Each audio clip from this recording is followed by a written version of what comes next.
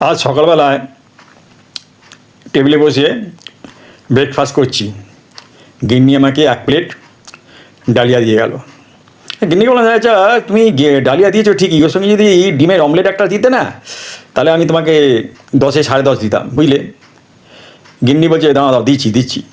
বলতে বলতে ডিমের অমলেটটা পাতে ফেলেছি, ঠিক সেই সময় ছেলে এসে বলছে, জানো জানো বাবা জানো, আজকে না শাহরুখ খানের জন্মদিন, বুঝলে, এই ব্যাপার তাই না?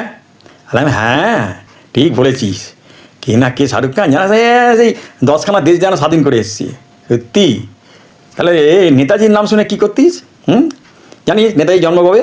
23শে জানুয়ারি। তাও তো তোরা জানিস না, জন্মদিন পালন নয় তোদের। শাহরুখ খান বা কি মাহমুদ খান, তোরা সব জানে না। শোন, ওই শাহরুখ খান যদি আজকে মানে নেতাজিকে দেখতো না, দেখতিস ওর ফটোতে এসে ও হয়তো 10 বার স্যালুট করতো। কী আর বলবো বল। আচ্ছা, তুই তো জানিস না আমার ওই কিছু কাজ পেন্ডিং ছিল।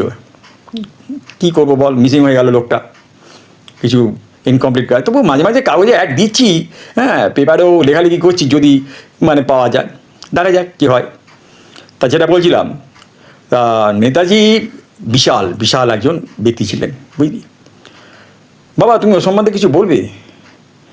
শোন শোন, কী আর বলবো বল, তোর মাকেও শুনতে বল।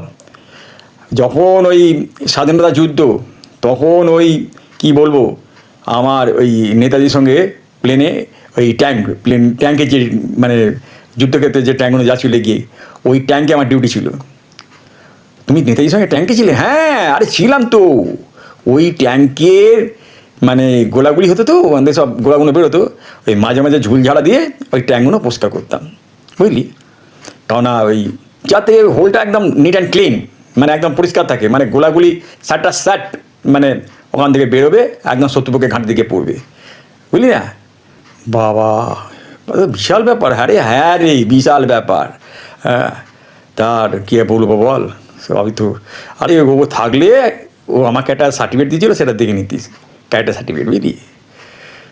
আচ্ছা, কথা শেষ না হতে হতে গিন্নি বলো, নাও তুমি ওই ডালিয়াটা খাও। হ্যাঁ খাচ্ছি তো।